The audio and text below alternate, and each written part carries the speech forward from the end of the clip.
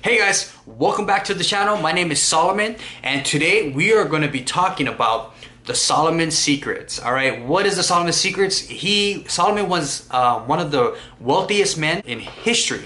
So King Solomon talks about his lessons. He teaches his protege Abedin about how to keep wealth, how to create wealth, and just overall how to be wise. He teaches him different things that he's learned throughout his life on wealth and on dealing with problems. So we're going to talk about the 5 most important lessons taught in this book.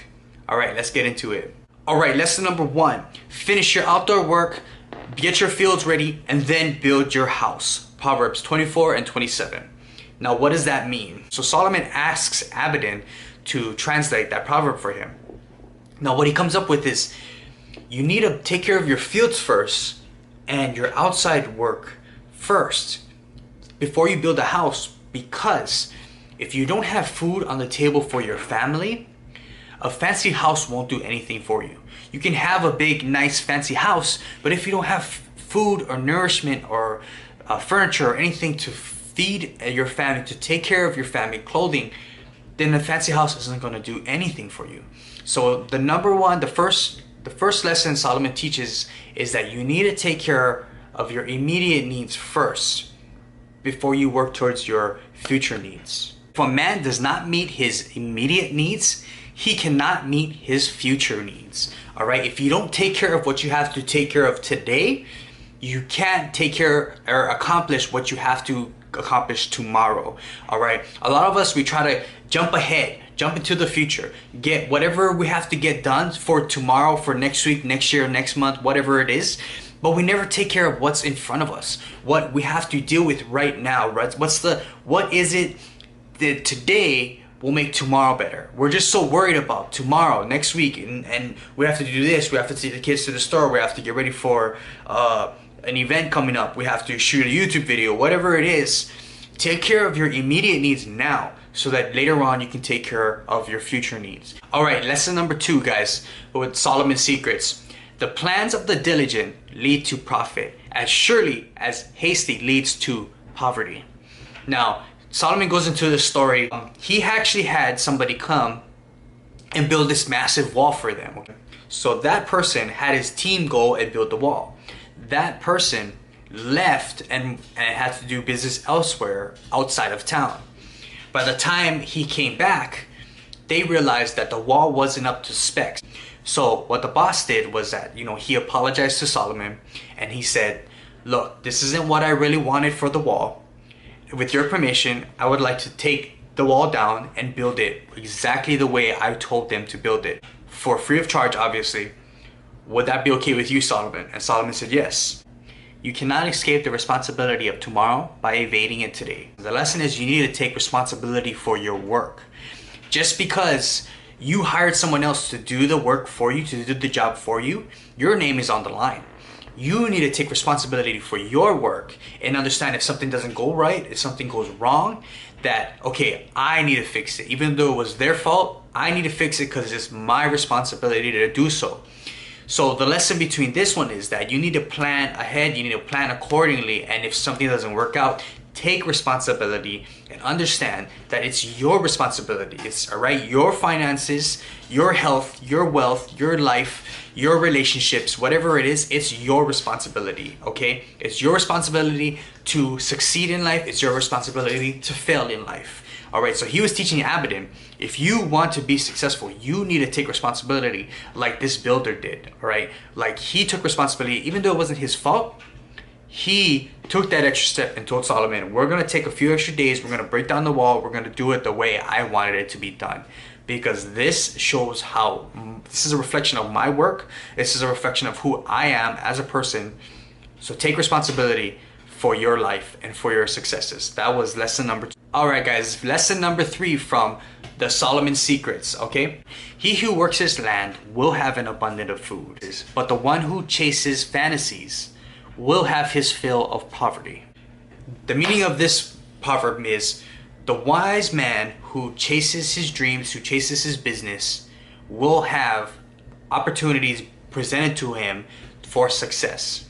but the one who puts his wealth in the hands of others for get-rich-quick schemes and other opportunities that he could actually do less work will experience poverty. Solomon had to be the judge between these two men. So people would come to the town for prayer and sacrifice animals, right? So what one guy did is that he bought animals in bulk, and he said, okay, what you can do is I'll sell you these animals at a discount price. You stand in front and you'll sell these animals by the church or whatever before, so that they could do sacrifices, and you'll make a profit. So the man was mad because he invested all his money into these sacrificial animals and didn't make his money back. He sold a few, but he didn't make a lot. So what he was trying to explain to Solomon is that this guy ripped him off, and he feels like this guy should pay him back. Solomon told him, no, you're the one who took the risk for investing. You're the one that got greedy because you wanted the get rich quick scheme, and you wanted to get rich quick because you thought this was a perfect opportunity without doing your research. Now, he didn't make the other guy pay Solomon back.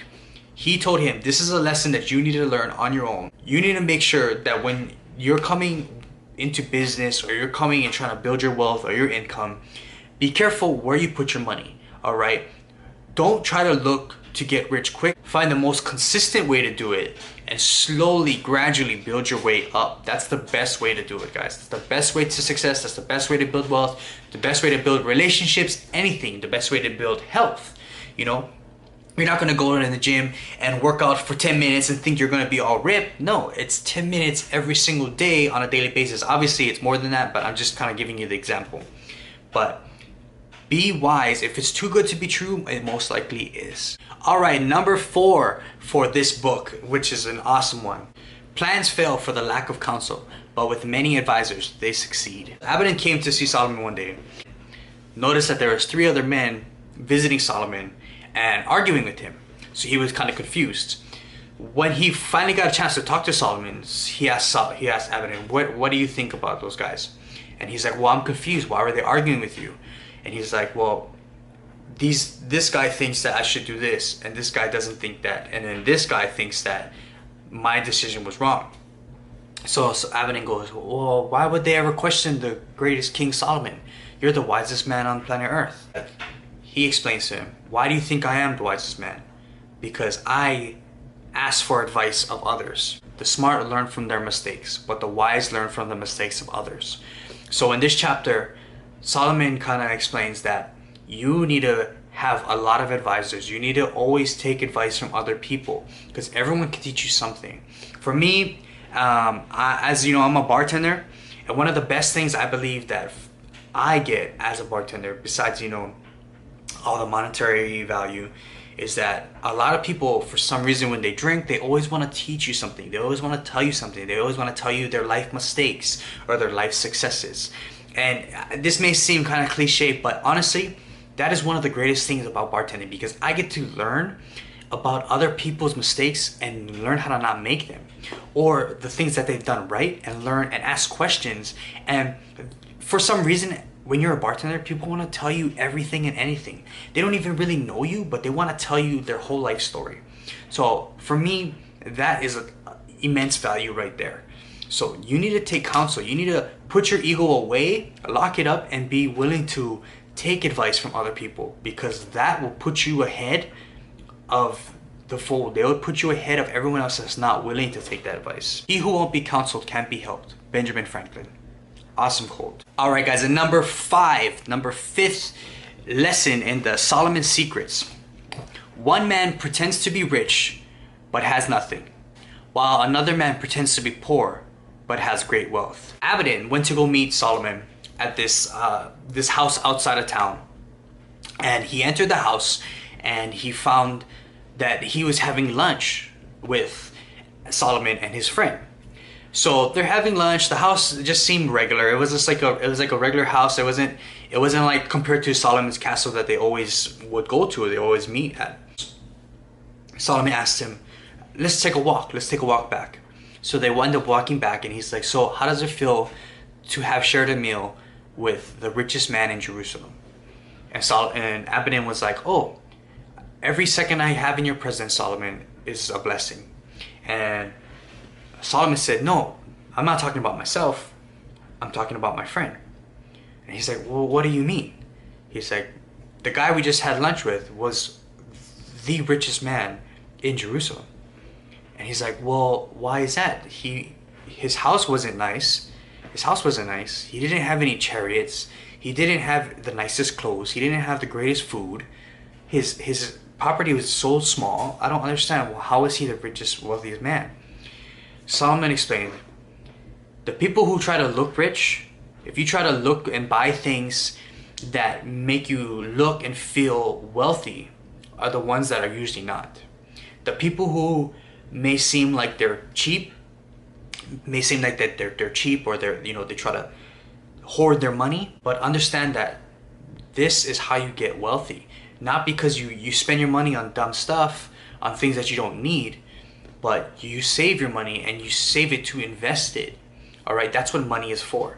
That's what money is for. For me personally, I was never someone who really needed nice clothes, nice shoes, and a nice car, but I always spent money to help people.